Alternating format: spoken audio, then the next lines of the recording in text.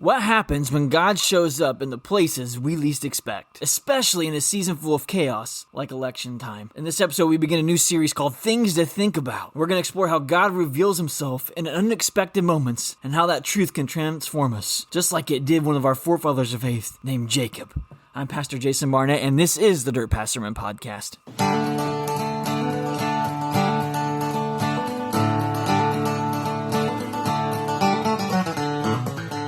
That's not what happens. You step out of the boat, that's when it gets rowdy. It gets rowdy because why? The enemy knows. We're under attack. We're being invaded. This Christian has stepped out of the safety net and is invading our domain. Child fit in this box. The problem is they don't fit the box. And so we keep trying to stuff them in the box. And if we keep pushing hard enough, at some point they say, you know what? Maybe I am supposed to be in this box. They sit down in it, but the box looks like it's about to explode because they're not supposed to be in that box.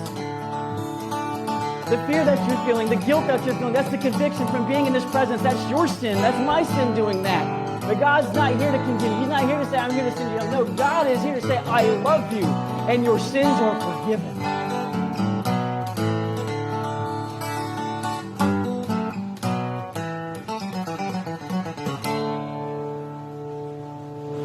Now we're going to go on to a topic that is going to make probably everybody groan.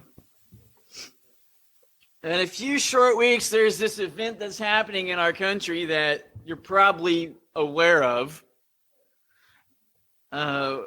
We have our opportunity to exercise our right to vote, right? We have that privilege.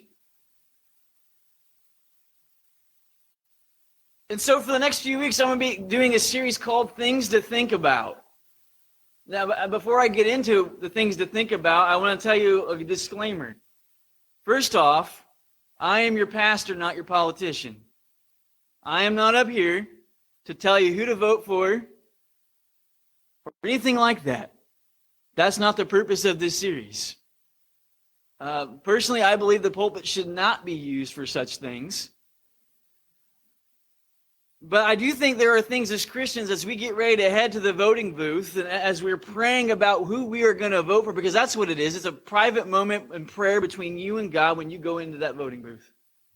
But I would hope that we all spend time in prayer before we make that decision. So as we're spending time in prayer, I think these are things that we need to have on our minds as we go about doing this civic duty of ours.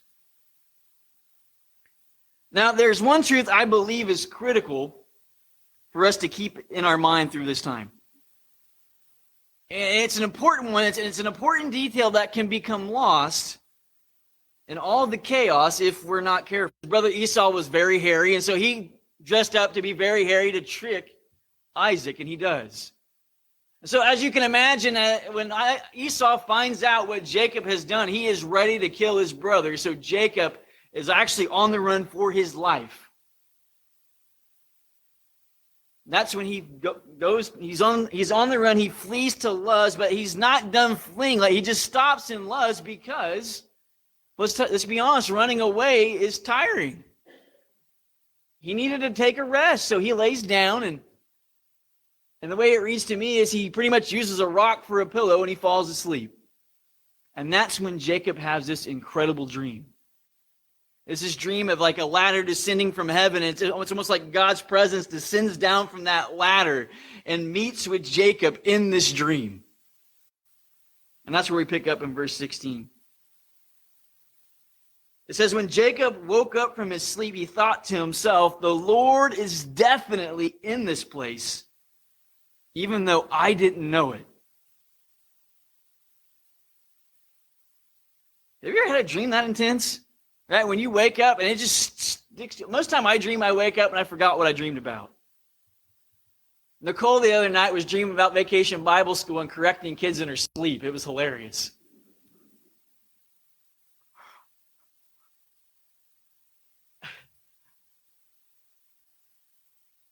But then every once in a while, right, you have a dream and you wake up and it's like, that kind of stuck around for a minute. That one kind of lingered. But this one was different than even that. Jacob wakes up and this dream has grabbed his attention. It shook him. Because when he wakes up, he knows that this was just not an ordinary dream. In this dream, he actually met in the presence of God.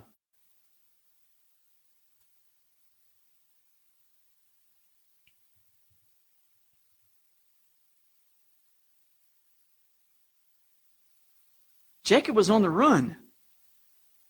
He wasn't in a healthy spiritual place.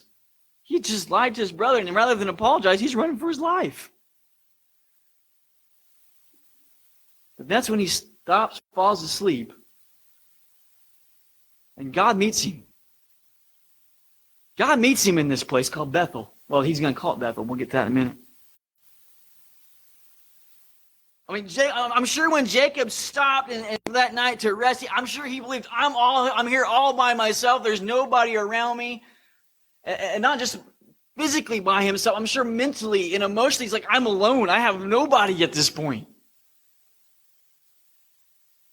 And that's when he goes to sleep, and that's when God meets with him. So when Jacob wakes up, he recognizes that he has this powerful realization, I was just in God's presence. And not only was it a powerful realization, it was a transformational one.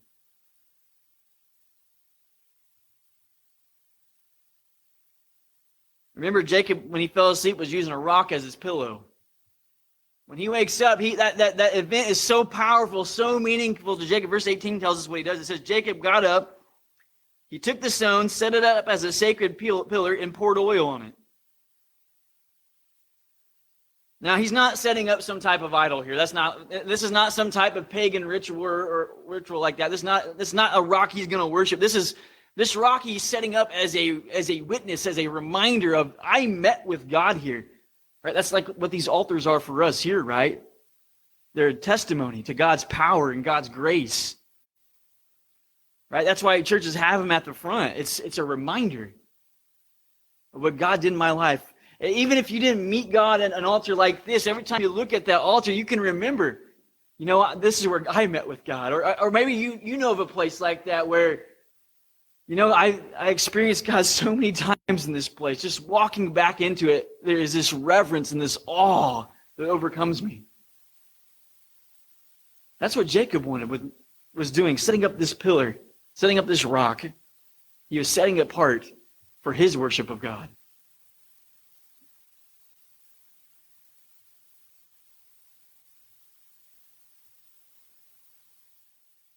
And like the text says, this entire event happened in an area that was originally called Luz. That's a weird name for a town. Luz. That name had no significance to Jacob, right? It was just a town he stopped to sleep for the night. But that's where he met with God. It changed Jacob so much that when he wakes up, rather than keep calling it Luz, he gives it a new name. He gives it the name Bethel. And that word Bethel means the house of God. And what is the house of God? It's a safe haven. Right? When you go into the house of God, you're walking into God's presence. And if God's presence is there, then God is there as your protector. God's there as your strength. God's there as your encourager. So Jacob, on the run, initially thinking he's all alone, now falls asleep, has this incredible dream where he encounters God present, and he wakes up and he realizes, I was just in the presence of God. I was in God's house. And he changes the name of the area to Bethel because of that. It went from a place of no significance to a place of deep spiritual meaning. All right, so what does this have to do with us? And where is the truth in this passage that's important for us to remember as believers, especially heading into an election season? And I think verse 16 is the key. Notice what Jacob says in his thought, what he thinks here. Right? Jacob wakes up from his dream, and he's thinking to himself, the Lord is definitely in this place. But then he says, but I didn't know it. Catch that? I didn't know it. When Jacob left his father Isaac's house, he was running from Esau. He didn't stop there thinking, I'm going to have a conversation with God right here. Matter of fact, the idea that God's presence was in that place was a far distant, not even on his radar. He just stopped there to sleep. And as he was sleeping, that's where God showed up.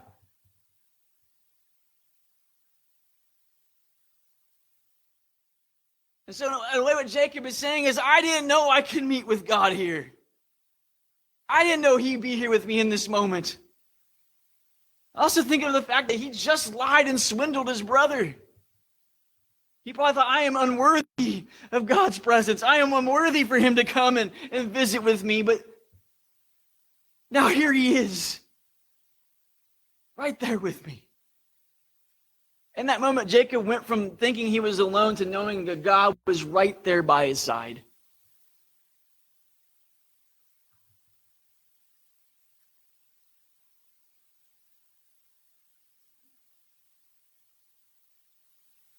You realize Jacob's God is our God? That's who our God is. That's the God our kids were singing about this morning. And our God is the Almighty, right? Do we believe that, church, that God is the Almighty? That means when we say God is the Almighty, what that means is that he is unrivaled, right? There is nobody opposite of him in power. Right? Satan is not God's rival. For Satan to be God's rival, he had to be equal in power and ability, and Satan's not that. God's unmatched. I shared with Beto this week, if you go to Revelation, actually the devil's obituary is already written in the book of Revelation. Go read it. And it's only a couple paragraphs. So God's unrivaled. That's what it means when we say God's almighty. And it also means if God's almighty, then that means that God is unlimited in where he can go. Right? There's no place that where I can go or you can go that God cannot be at.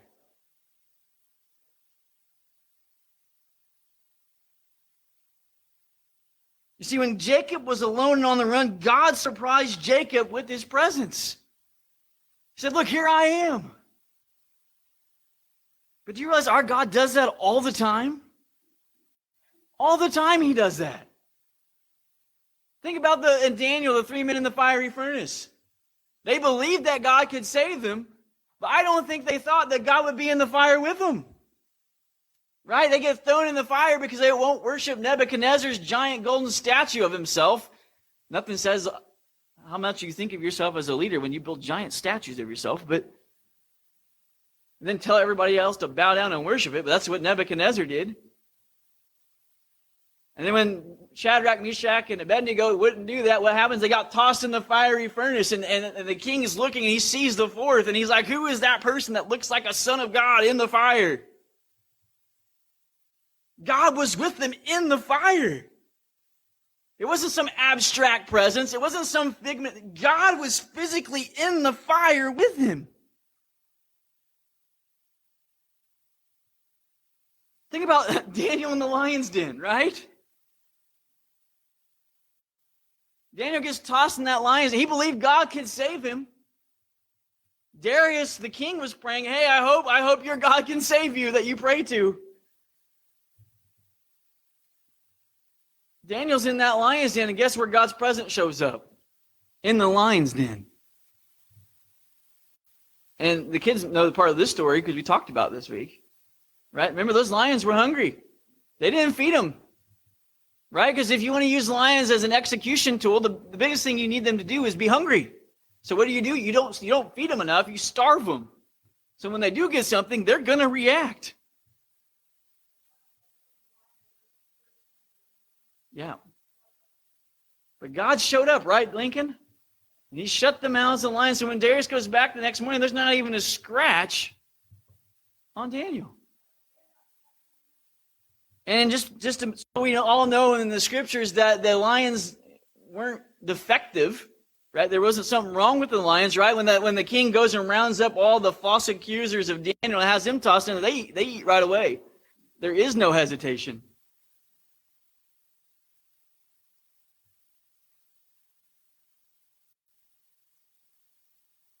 Just fast forward, right? Because Jesus is God, right? He's God in the flesh. Remember, he dies on the cross, and all of his disciples, except for a couple, scatter about. And there's this scene in Luke where two of Jesus' disciples are walking on this road called Emmaus, right? And They're mourning the death of Jesus, and they're mourning the loss of their teacher, not realizing Jesus is standing right behind them. But then Jesus speaks, and then all of a sudden they realize it's him.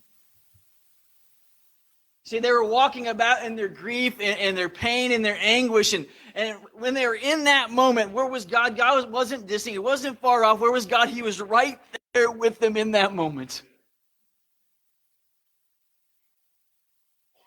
They weren't looking for him, but he was right there.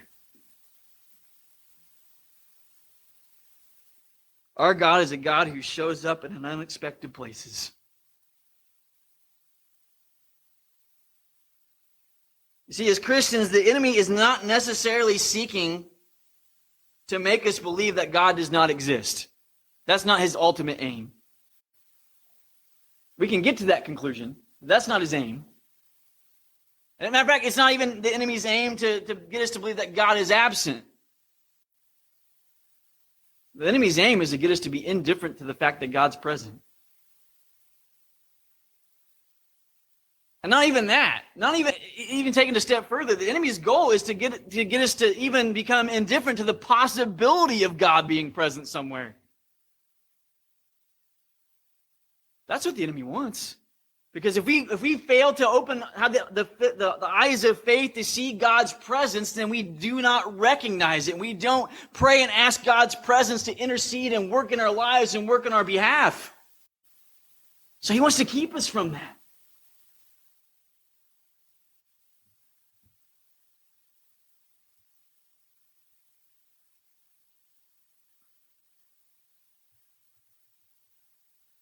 But here's the thing, God will surprise us when and where he shows up. Every single time. When sin feels overwhelming, guess what? When we feel like there's no way God could love us, there's no way God could forgive us, guess what happened? God shows up and says, here I am, I love you.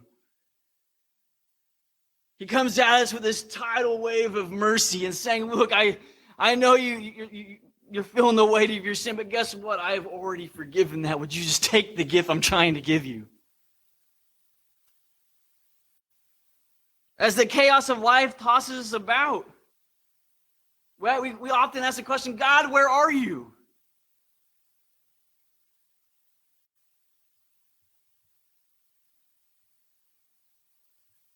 But we're so focused on the chaos that we don't notice the wind that's blowing. That's the Holy Spirit sweeping through our lives, ordering things according to God's will. And I kind of use that word on purpose because in the Greek, the word used that's translated spirit also is translated as wind and breath. So it's very interesting that when God creates mankind, right, he breathes his life into us. It's like he's giving us his wind. In the creation account in Genesis 1, where it's talking about, right, and God spoke, and but before it gets to that, it talks about the Spirit of God hovering above the waters, right? It's talking about that divine wind. When our life gets chaotic, God's divine wind is at work. The storm is so loud we don't notice it. We're like the disciples. We think Jesus is sleeping in the boat and that we're hopeless. And it's not going to be solved, but God's like, I'm still here. That's why Jesus rebukes them, right? At the end of that story, they wake Jesus up, right? Jesus looks at the wind and the waves, and the literal translation is put a muzzle on it, or in simple terms, shut up. But let's be honest, we're all that way when we get woke up from a nap. But then it tells us in the text that Jesus rebukes his disciples. It was because the disciples lacked the faith to believe that God was still on duty. They thought God was asleep in the boat, but God was still awake. All they had to do was the same thing. They didn't need to wake Jesus up. They just needed to cry out.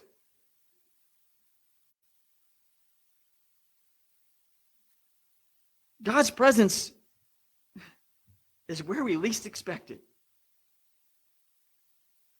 And in the intensity of a political climate such as ours right now, God can reveal he is there with us too. You know that? He can reveal that to us as well. The second we begin to believe that God cannot be somewhere, that's where he's going to be at. I remember one time I used to get in a lot of Twitter debates with people. It's not called Twitter now, it's called X. But I used to get into a lot of debates with people, and I actually got in a debate with another Christian on there one day. Because he made the comment of, you know what, I think we should just take this one political side, ship them to this one state, and just leave them all there.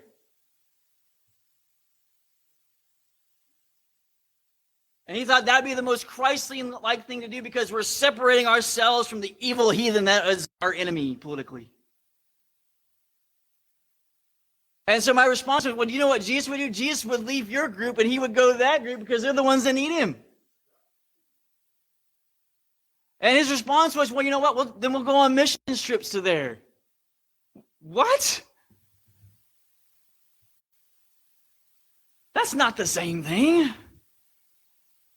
When I could not go to where he was, he came to me. So every time we start to think to ourselves, there's no way God could be there.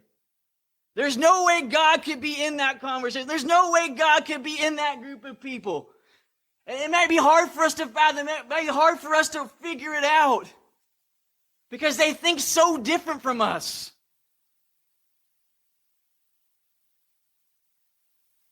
But we cannot discount that our God is almighty and he is not hindered by anything. He's not hindered by our political ideologies. He's not hindered by the chaos going on in our lives, and he is not hindered by our own sin in our lives.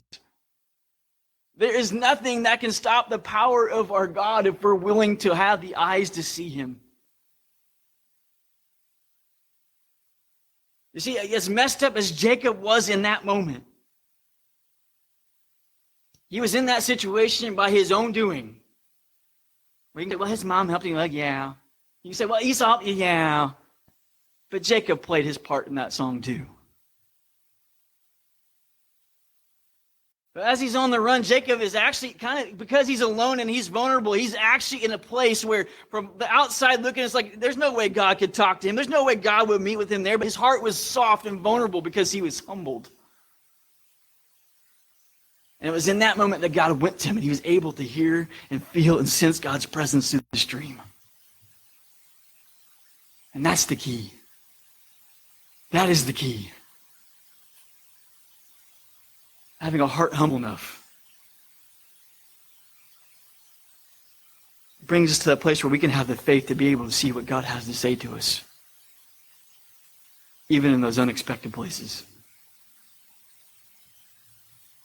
Jacob was surprised by God's presence. It transformed him. And that same thing can happen to us if our hearts are open.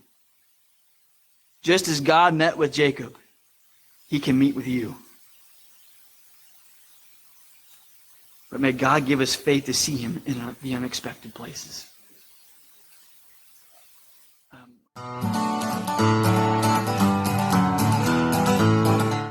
As you go about your week, I challenge you to look for God in the places you least expect. Just like Jacob, God can surprise us in moments when we feel lost or overwhelmed. Don't let the chaos of life or even this political season make you feel indifferent to God's presence. Keep your heart open and be ready for God to meet you where you are. Grace and peace to you in the name of Jesus.